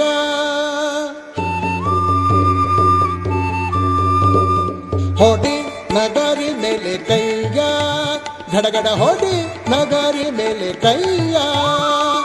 ಮೃಡವಂಜನ ಪದ ಬಿಡರೆ ಭಜಿ ಪರಘ ಬಿಡಿಸಿ ಪೊರವ ಜಗದೊಡೆಯನೆ ಪರನೆಂದು ಹೊಡಿ ನಗಾರಿ ಮೇಲೆ ಕೈಯ. ಈ ಪೃಥ್ವಿಯೊಳು ವ್ಯಾಪಕನಾಗಿಹ ಶ್ರೀಪತಿ ಪುರಂದರ ವಿಠಲನೆ ಪರನೆಂದು ಹೊಡಿ ನಗಾರಿ ಮೇಲೆ ಕೈಯ.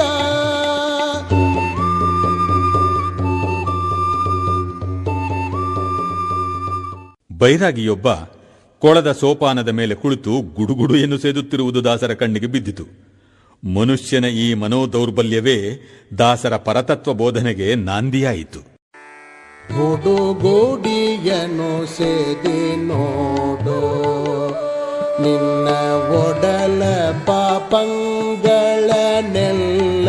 ಇಡ್ಯಾಡೋ. ಗುಡುಗುಡಿಯನು ಸೇದಿ ನೋಡೋ, ಮನವೆಂಬ ಸಂಖ್ಯೆಯ ಭಿಕ್ಷಿಯ ಬಿಚ್ಚಿ ನಿನ್ನ ದಿನದ ಪಾಪಗಳೆಂಬ ಭಂಗಿಯ ಕೊಚ್ಚಿ ತನುವೆಂಬ ಚಿಲುಮೆಯೊಳಿಕ್ಕಿ ಅಚ್ಯುತನ ಧ್ಯಾನವೆಂತೆಂಬ ಬೆಂಕಿಯ ಹಚ್ಚಿ ಗುಡುಗುಡಿಯನು ಸೇದಿ ನೋಡು. ದಾಸರು ಸಂಚಾರ ಹೊರಟಿದ್ದರು. ಬಿಸಿಲೇರಿತ್ತು. ಊರು ಇನ್ನೂ ದೂರದಲ್ಲಿತ್ತು. ದಾರಿಯಲ್ಲೊಂದು ಜಾಲಿಮರ. ಅದರ ನೆರಳಲ್ಲಿ ಸ್ವಲ್ಪ ಕಾಲ ವಿಶ್ರಮಿಸಿಕೊಂಡು ಮುಂದೆ ಹೋದರಾಯಿತು ಎಂದೆಣಿಸಿದರು ದಾಸರು. ಆಶ್ರಯ ನೀಡುವ ಭಾಗ್ಯವೆಲ್ಲಿಂದ ಬರಬೇಕು ಮುಳ್ಳು ತುಂಬಿದ ಆ ಮರಕ್ಕೆ? ಈ ಜಾಲಿ ಮರದಂತೆ ದುರ್ಜನರು ಸಹ ಭೂಮಿಗೆ ಭಾರ ಎಂದುಕೊಂಡರು ದಾಸರು. ಜಾಲಿಗೆ ಮರದಂತೆ ಧರೆಯೋಳು ದುರ್ಜನರು ಮೂಲಾಗ್ರ ಪರ್ಯಂತ ಮುಳ್ಳು ಕೂಡಿ ಪಂಥ ಬಿಸಿಲಲ್ಲಿ ಬಳಲಿ ಬಂದವರಿಗೆ ನೆರಳಿಲ್ಲ, ಹಸಿದು ಬಂದವರಿಗೆ ಹಣ್ಣು ಇಲ್ಲ, ಕುಸುಮ ವಾಸನೆಗಿಲ್ಲ, ಕೂಡಲು ಸ್ಥಳವಿಲ್ಲ, ರಸದಲ್ಲಿ ಸ್ವಾದವು ವಿಷದಂತೆ ಇರುತ್ತೀಗ ಜಾಲಿಗೆ ಮರದಂತೆ ಧರೆಯೋಳು ದುರ್ಜನರು ಮೂಲಾಗ್ರ ಪರ್ಯಂತ ಮುಳ್ಳು ಕೂಡಿ ಪಂಥ. ದಾಸರ ದೃಷ್ಟಿಯಲ್ಲಿ ಸ್ತ್ರೀ ಪುರುಷ ಎಂಬ ಭೇದ ಭಾವವಿರಲಿಲ್ಲ. ಧರ್ಮದ ಆಚರಣೆಯಲ್ಲಿ ಇಬ್ಬರಿಗೂ ಸಮಾನ ಅಧಿಕಾರ. ಸ್ತ್ರೀ ಸಮುದಾಯದ ಸುಧಾರಣೆಯಾಗದೆ ಸಮಾಜದ ಸುಧಾರಣೆ ಆಗದು ಎಂಬುದು ಅವರ ದೃಢವಾದ ಸಿದ್ಧಾಂತ. ಮಹಿಳೆಯರು ಅನುಭವಿಸುವ ಸಂಸಾರ ತಾಪತ್ರಯಗಳನ್ನು ಹಲವಾರು ಕೃತಿಗಳಲ್ಲಿ ಮನಮುಟ್ಟುವಂತೆ ಚಿತ್ರಿಸಿದ್ದಾರೆ. ಮನೆಯ ಮುಂದೆ ದಾಸಯ್ಯ ನಿಂತಿದ್ದಾನೆ. ಸಂಸಾರದ ಜಂಜಾಟದಲ್ಲಿ ಬಳಲುತ್ತಿರುವ ಮನೆಯ ಯಜಮಾನಿಗೆ ಭಿಕ್ಷೆ ನೀಡಲು ವ್ಯವಧಾನವೂ ಇಲ್ಲ, ಮನಸ್ಸು ಮೊದಲೇ ಇಲ್ಲ. ಕುಂಟು ನೆಪಗಳನ್ನೊಡ್ಡಿ ದಾಸಯ್ಯನನ್ನು ಹೊರಹಾಕುತ್ತಾಳೆ. ಆ ಕುಂಟು ನೆಪಗಳ ಸರಮಾಲೆಯೇ ದಾಸರ ವಾಣಿಯಲ್ಲಿ ಸುಂದರ ಆಕೃತಿ ತಾಳಿತು. ಕೈಯಂಜಲು ಚಿಕ್ಕ ಮಕ್ಕಳು ಅಳುತ್ತಾರೆ ಹೋಗೋ ದಾಸಯ್ಯ ಇಕ್ಕಲರೇನ. ಮಡಕೆ ತೊಳೆಯುತ್ತೇನೆ, ಮನೆಯ ಸಾರಿಸುತ್ತೇನೆ, ಹುಡುಗರೊಬ್ಬರು ಇಲ್ಲ ಹೋಗೋ ದಾಸಯ್ಯ. ತೊಡೆಯ ಮೇಲಿನ ಕೂಸು ಮೊಲೆಯ ಉಣ್ಣುತ್ತಲಿದೆ, ಹುಡುಗಾಟ ಮಾಡದೆ ಹೋಗೋ ದಾಸಯ್ಯ ಇಕ್ಕಲರೇನ. ಬೀಸದ ಕಾಸಿಗೆ ದವಸವನ ತಂದೆ, ಕೂಸಿಗೆ ಸಾಲದು ಹೋಗೋ ದಾಸಯ್ಯ. ಆಸೆಕರ ನೀನು, ದೋಷಕಾರಿ ನಾನು, ಶೇಷಾಚಲವಾಸ ಪುರಂದರ ವಿಠಲ, ಪುರಂದರ ವಿಠಲ. ಗಂಡು ಹೆಣ್ಣು ಜೀವನ ರಥದ ಎರಡು ಚಕ್ರಗಳು. ಇವೆರಡರಲ್ಲಿ ಯಾವುದೊಂದು ಊನವಾದರೂ ಸಂಸಾರ ಮುಗ್ಗರಿಸುತ್ತದೆ ಎಂದು ಹೇಳುತ್ತಾ ಮುಪ್ಪಿನ ಗಂಡನನ್ನು ಕಟ್ಟಿಕೊಂಡವಳ ಗೋಳುಕರೆಯನ್ನು ಕಂಡು ಮರುಕಪಟ್ಟಿದ್ದಾರೆ. ವೈದಿಕ ಗಂಡನನ್ನು ಕಟ್ಟಿಕೊಂಡವಳ ಬಗೆಗೆ ಕನಿಕರ ತೋರಿದ್ದಾರೆ. ಬಾಲ ವಿಧವೆಯನ್ನು ನೀಚ ದೃಷ್ಟಿಯಿಂದ ಕಾಣುವ ಸಮಾಜವನ್ನು ಧಿಕ್ಕರಿಸಿದ್ದಾರೆ. ಆಕೆಯ ಬಗೆಗೆ ಇಲ್ಲ ಸಲ್ಲದ ಅಪವಾದಗಳನ್ನು ಆರೋಪಿಸುವ ಅಂಕೆ ಇಲ್ಲದ ಸಮಾಜದ ನಾಲಿಗೆಯನ್ನು ಕಟುವಾಗಿ ಖಂಡಿಸಿದ್ದಾರೆ.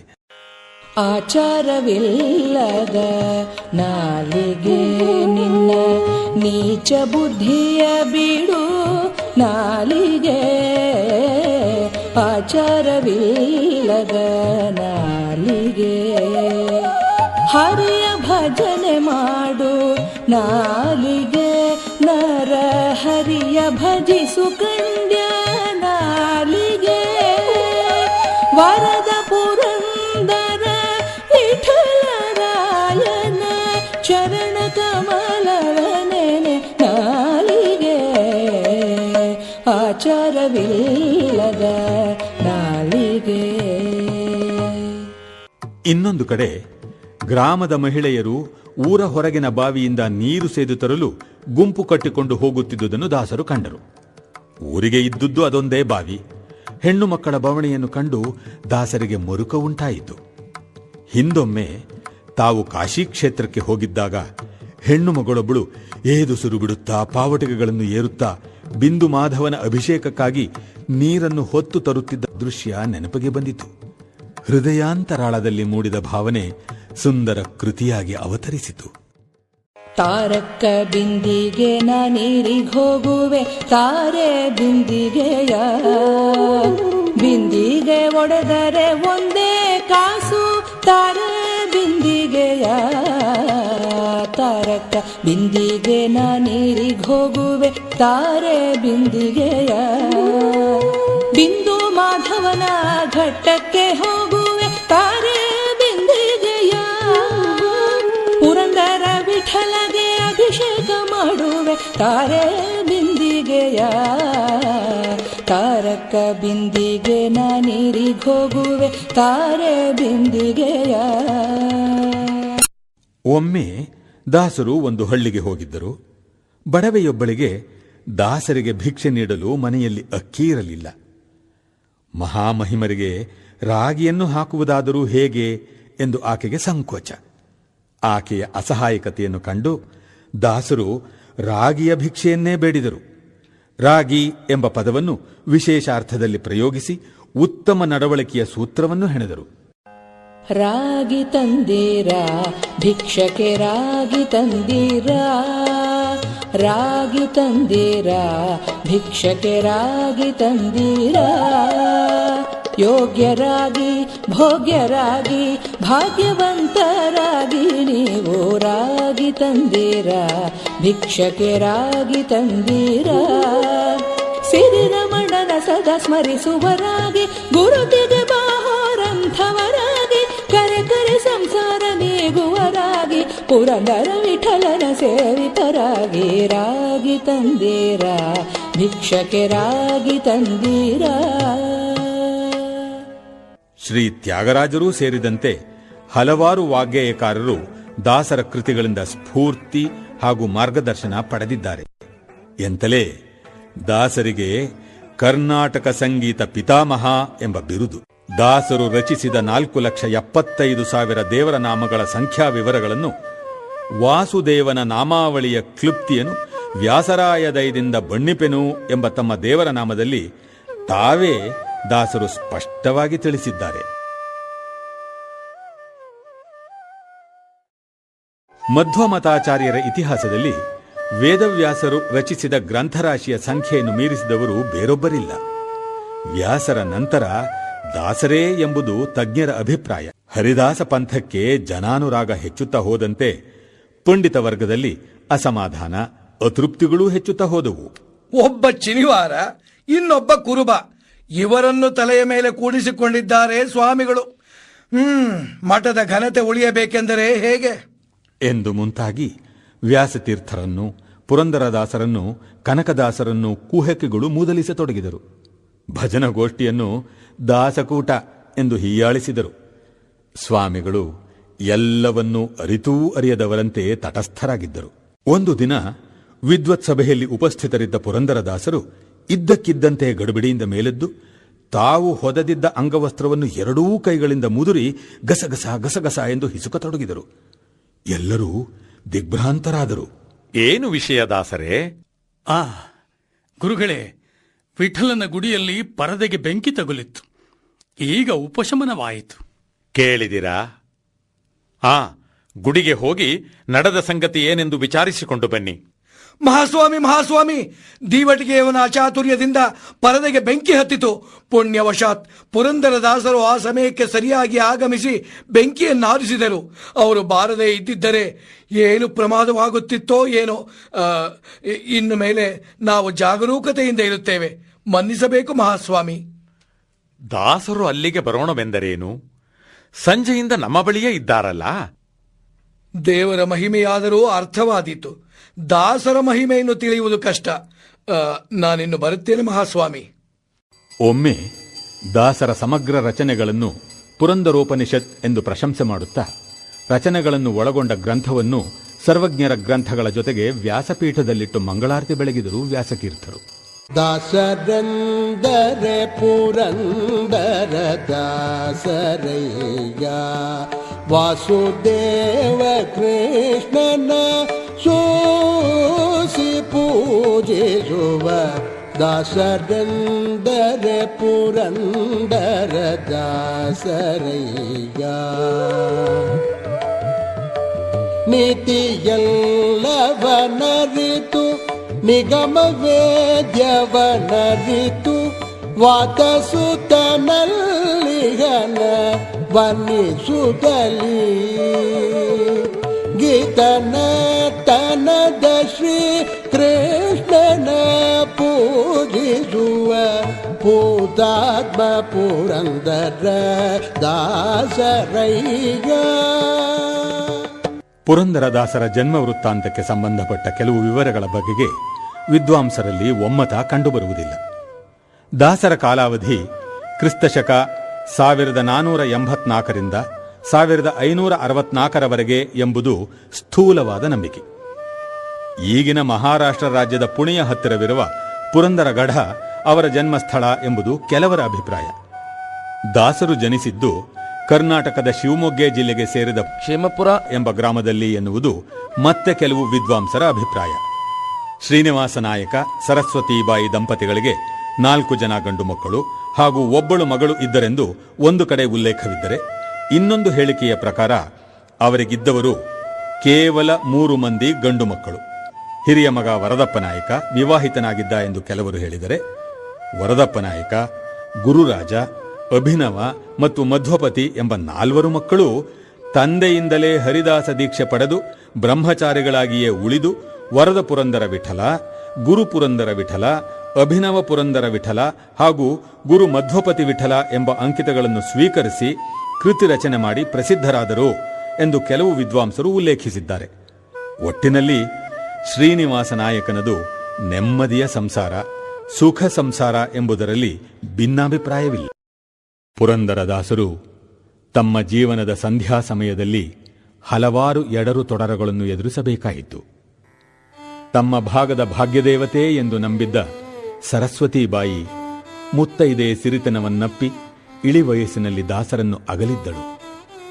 ತಮ್ಮ ಎಲ್ಲ ವ್ಯವಹಾರ ವಹಿವಾಟುಗಳಲ್ಲಿ ಬಲಗೈಯಂತಿದ್ದ ಹಿರಿಯ ಮಗ ವರದಪ್ಪ ನಾಯಕ ಅಕಾಲ ಮೃತ್ಯುವಿಗೆ ತುತ್ತಾದ. ತಮ್ಮನ್ನು ಉದ್ಧರಿಸಿದ ಗುರು ವ್ಯಾಸತೀರ್ಥರ ಅವತಾರ ಸಮಾಪ್ತಿಯನ್ನೂ ದಾಸರು ತಮ್ಮ ಕಡೆಯ ದಿನಗಳಲ್ಲಿ ಕಾಣಬೇಕಾಗಿ ಬಂದಿತು. ಕರ್ನಾಟಕದ ಭೋಜ ಮಹಾರಾಜನೆಂದೇ ಪ್ರಖ್ಯಾತಿಗೊಂಡಿದ್ದ ಕೃಷ್ಣದೇವರಾಯನ ಮರಣಾನಂತರ ಸಂಭವಿಸಿದ ರಾಜ್ಯ ಕ್ಷೋಭೆಯಿಂದಾಗಿ ದಾಸರಿಗೆ ಆಘಾತ ಉಂಟಾಗಿತ್ತು. ಈಗ ದಾಸರ ಮನ ಮನೆ ಎರಡೂ ಬರಡಾಗಿದ್ದವು. ಆದಾಗ್ಯೂ ದಾಸರು ಜೀವನೋತ್ಸಾಹವನ್ನು ಕಳೆದುಕೊಳ್ಳಲಿಲ್ಲ.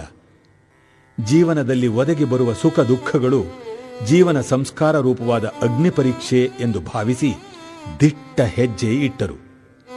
ಮಾನವ ಜನ್ಮ ದೊಡ್ಡದು. ಭಗವಂತನ ಈ ವರಪ್ರಸಾದವನ್ನು ಸಾರ್ಥಕಪಡಿಸಿಕೊಳ್ಳುವುದು ಮಾನವನ ಆದ್ಯ ಕರ್ತವ್ಯ. ಈಸಬೇಕು, ಇದ್ದು ಜಯಿಸಬೇಕು ಎಂಬುದು ಲೋಕಕ್ಕೆ ಅವರಿತ್ತ ಉಪದೇಶ ಸಾರ. ಈಸಬೇಕು, ಇದ್ದು ಜಯಿಸಬೇಕು, ಹೇಸಿಗೆ ಸಂಸಾರದಲ್ಲಿ ಆಸೆ ಲೇಷ ಇಡದಾಗೆ ಈಸಬೇಕು, ಇದ್ದು ಜಯಿಸಬೇಕು. ತಾಮರಸ ಜಲರಂತೆ ಪ್ರೇಮವಿಟ್ಟು ಭವದೋಳು ಸ್ವಾಮಿ ರಾಮಾಯಣುತ ಪಾಡಿ ಕಾಮಿತ ಕೈಗೊಂಬರೆಲ್ಲ ಈಸಬೇಕು, ಇದ್ದು ಜಯಿಸಬೇಕು. ಮಾಂಸದಾಸಗೆ ಮತ್ಸ್ಯ ಸಿಲುಕಿ ಹಿಂಸೆ ಪಟ್ಟ ಪರಿಯಂತೆ ಮೋಸ ಹೋಗದಂತೆ ಜಗದೀಶ ಪುರಂದರ ವಿಠಲನ ನೆನೆದು ಈಸಬೇಕು, ಇದ್ದು ಜಯಿಸಬೇಕು. ಜನಸಾಮಾನ್ಯರ ಉದ್ಧಾರ ಮಾರ್ಗವೇ ಶ್ರೀ ವ್ಯಾಸರಾಜ ತೀರ್ಥರ ಮುಖ್ಯ ಧ್ಯೇಯವಾಗಿತ್ತು ಎಂತಲೇ ಜನಸಾಮಾನ್ಯರ ಆಡುಭಾಷೆಯನ್ನೇ ಮಾಧ್ಯಮವನ್ನಾಗಿ ಬಳಸಿಕೊಂಡು ಕನ್ನಡದಲ್ಲಿ ಕೀರ್ತನೆಗಳನ್ನು ರಚಿಸತೊಡಗಿದರು. ದಾಸಪಂಥಕ್ಕೆ ದಾರಿ ತೋರಿದರು. ಪುರಂದರದಾಸರು ಲೋಕೋದ್ಧಾರಕ್ಕಾಗಿಯೇ ಜನ್ಮವೆತ್ತಿದ ನಾರದಾಂಶ ಸಂಭೂತರು ಎಂಬುದನ್ನು ಮನಗಂಡಿದ್ದ ವ್ಯಾಸತೀರ್ಥರು ಧರ್ಮ ಪ್ರಚಾರ ಕಾರ್ಯಕ್ಕೆ ದಾಸರನ್ನೇ ನಿಯೋಜಿಸಿದರು. ಪುರಂದರದಾಸರ ಮಧುಕರ ವೃತ್ತಿಯಲ್ಲಿ ಹರಿನಾಮ ಸಂಕೀರ್ತನೆ ಹಾಗೂ ಸಮಾಜ ಸುಧಾರಣೆ ಜೊತೆಯಲ್ಲಿ ಸಾಗತೊಡಗಿದವು. ದಾಸರು ತಮ್ಮ ಯೌವನದ ಮುಖ್ಯ ಭಾಗವನ್ನು ವ್ಯವಹಾರ ಜೀವನದಲ್ಲಿ ಕಳೆದಿದ್ದವರು. ಇದರಿಂದಾಗಿ ಮನುಷ್ಯನ ಸ್ವಭಾವ, ಅವನ ಆಸೆ, ಆಕಾಂಕ್ಷೆ, ನೋವು, ನಲಿವು, ದ್ವೇಷ, ಅಸೂಯೆ ಮೊದಲಾದ ಗುಣಾವಗುಣಗಳೆಲ್ಲವನ್ನೂ ಕುಲಂಕಷವಾಗಿ ಅರಿತವರಾಗಿದ್ದರು. ಮಾನವನನ್ನು ಪ್ರಪಂಚಕ್ಕೆ ಬಿಗಿದು ಹಿಡಿದಿರುವುದೇ ಅವನ ಸ್ವಾರ್ಥ ಚಿಂತನೆ ಎಂಬುದನ್ನು ಸ್ವಾನುಭವದಿಂದ ಬಲ್ಲವರಾಗಿದ್ದರು. ಆಸೆ, ಆಕಾಂಕ್ಷೆಗಳು ಇರಬೇಕಾದುದು ಸಹಜ. ಆದರೆ ಅವು ಪರಮಾತ್ಮನ ಮುಖವಾಗಬೇಕು. ತನ್ನ ಸುಖಕ್ಕೆ ಸಮಾಜ ಹೇಗೆ ಮುಖ್ಯವೋ ಹಾಗೆಯೇ ಸಮಾಜದ ಒಳಿತಿಗೆ, ಉನ್ನತಿಗೆ ತಾನೂ ಮುಖ್ಯ ಎಂಬ ನಿಲುವು ಅವನಲ್ಲಿ ಮೂಡುವಂತಾಗಬೇಕು. ಆಗಲೇ ಲೋಕಕ್ಕೆ ಕಲ್ಯಾಣ ಎಂಬುದು ದಾಸರ ಮೂಲಮಂತ್ರವಾಯಿತು. ತೆರೆದ ಕಣ್ಣಿನಿಂದ ಸುತ್ತಮುತ್ತಲ ಜಗತ್ತನ್ನು ಅವಲೋಕಿಸಿದರು. ಗೋಚರಕ್ಕೆ ಬಂದ ಸಣ್ಣ ಪುಟ್ಟ ಘಟನೆಗಳೇ ಧರ್ಮದರ್ಶನದ ಮಹಾದ್ವಾರಗಳಾದುವು. ದಾಸರು ಮುಟ್ಟಿದ್ದು ಚಿನ್ನವಾಯಿತು, ಆಡಿದ ನುಡಿ ಜ್ಞಾನದ ಸೆಳೆಮೆಂಚಾಯಿತು, ಇಟ್ಟ ಹೆಜ್ಜೆ ಮಾನವನ ಬಾಳ ದೀವಿಗೆಯಾಯಿತು. ಅಂದು ಪುಷ್ಯಬಹುಳ ಚತುರ್ದಶಿ. ವ್ಯಾಸತೀರ್ಥರ ಕರಾಳ ಭವಿಷ್ಯದಂತೆ ಉತ್ತರ ದಿಕ್ಕಿನಲ್ಲಿ ಧೂಮಕೇತು ಕಾಣಿಸಿಕೊಂಡಿತ್ತು. ಅನಾರೋಗ್ಯದಿಂದ ದುರ್ಬಲರಾಗಿದ್ದ ದಾಸರು ಹಾಸಿಗೆಯ ಮೇಲೆ ನಿಧಾನವಾಗಿ ಎದ್ದು ಕುಳಿತರು. ಸುತ್ತುವರೆದಿದ್ದ ಮಕ್ಕಳನ್ನು, ಶಿಷ್ಯರನ್ನು, ಅನುಭವಗಳನ್ನು ಕಣ್ತುಂಬ ನೋಡಿದರು. ಹರಿನಾಮ ಸಂಕೀರ್ತನೆ ಸತತವಾಗಿ ನಡೆಯುತ್ತಿತ್ತು. ಪ್ರಿಯ ಶಿಷ್ಯರಾದ ಪರಶು ಮತ್ತು ಅಪ್ಪಣ್ಣ ಭಾಗವತರನ್ನು ಹತ್ತಿರ ಕರೆದು ಮರಣಶಯ್ಯೆಯಲ್ಲಿರುವಂತೆಯೇ ತಾವು ರಚಿಸಿದ್ದ ದೇವರ ನಾಮವನ್ನು ಹಾಡುವಂತೆ ಹೇಳಿದರು. ಪರಶು, ಅಪ್ಪಣ್ಣ, ಬನ್ನಿಯಲ್ಲಿ ನಾನು ಹೊಸದಾಗಿ ರಚಿಸಿದ ಆ ದೇವರ ನಾಮವನ್ನು ಹಾಡಿ. ಹಾಡಿ. ನಾನೇಕೆ ಬಡವನು, ನಾನೇಕೆ ಪರದೇಶಿ, ಶ್ರೀನಿದೆ ಹರಿಯನಗೆ ನೀನಿರುವ ತನಕ. ವಿದ್ಯೆ ಹೇಳುವ ನೀನೆ, ಬುದ್ಧಿ ಕಲಿಸುವ ನೀನೆ, ಉದ್ಧಾರಕರ್ತ ಮಮ ಸ್ವಾಮಿ ನೀನೆ. ಮುದ್ದು ಶ್ರೀ ಪುರಂದರ ವಿಠಲ ನಡಿ ಮೇಲೆ ಬಿದ್ದುಕೊಂಡಿರುವ ತನಕ ಏತರ ಭಯವೋ. ಹಾಡು ಕೇಳುತ್ತಾ ಕೇಳುತ್ತಾ ದಾಸರಿಗೆ ಜೊಂಪು ಹತ್ತಿದಂತೆ ಕಂಡಿತು. ಅವರ ವಿಶ್ರಾಂತಿಗೆ ಭಂಗ ಬರಬಾರದೆಂದು ಎಲ್ಲರೂ ಸದ್ದುಗದ್ದಲವಿಲ್ಲದೆ ಎದ್ದು ತೆರಳಿದರು. ಮಧ್ಯರಾತ್ರಿಯ ಸಮಯ.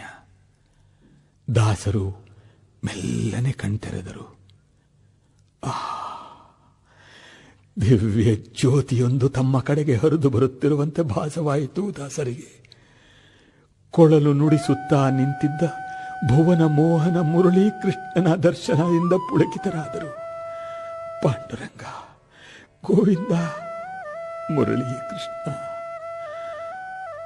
ಆ ಭವ್ಯ ಚಿತ್ರ ಅವರ ಹೃದಯ ಕಮಲದಲ್ಲಿ ಪ್ರಫುಲ್ಲಗೊಂಡಿತು. ಕೃಷ್ಣ ಮೂರ್ತಿ ಕಣ್ಣ ಮುಂದೆ ನಿಂತಿದ್ದಂತಿದೆ,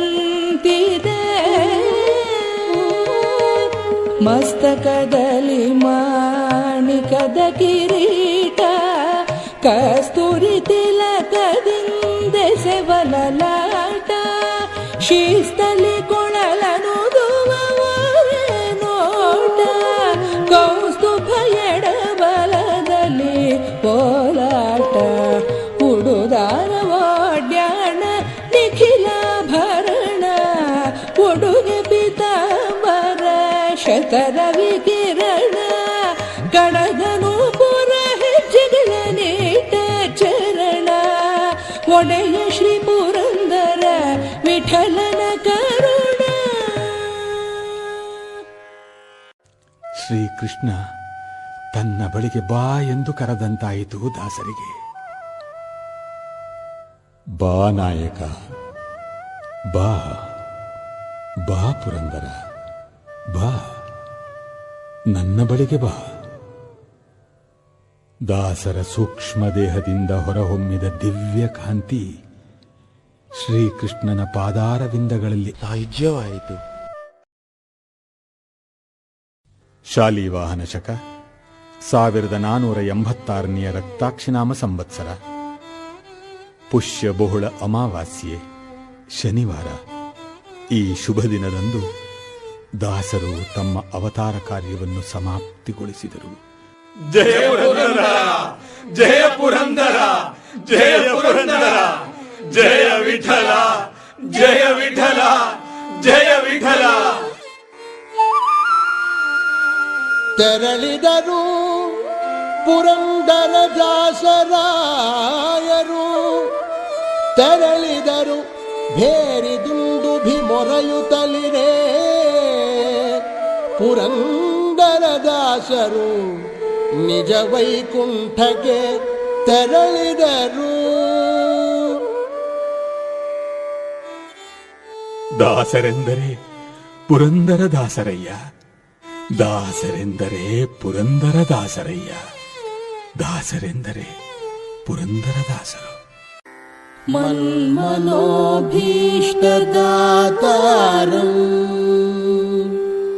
ಸರ್ವಾಭೀಷ್ಟ ಫಲಪ್ರದಂ